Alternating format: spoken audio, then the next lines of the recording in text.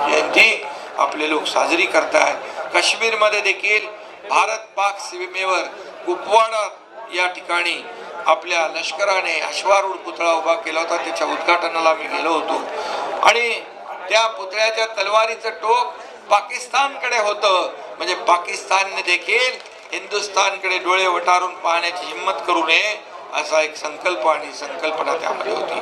आणि म्हणून मगाशी तुम्ही सगळे निवेदन दिलेले आहेत, मुख्यमंत्र्यांनी सांगितले, अजितदादांनी सांगितले, सगळी तुमची कामं इथं होतील, कमी काही पडणार नाही, कारण ही शिवनेरी आहे, इथं कुठेही काही कमी पडता कामा नये, ही शासनाची जबाबदारी आहे। आणि म्हणून या महाराष्ट्रामध्ये या ठिकाणी एक सर्वसामान्यांचं सरकार, एक सुवर्णयुग आल्याशिवाय राहणार नाही।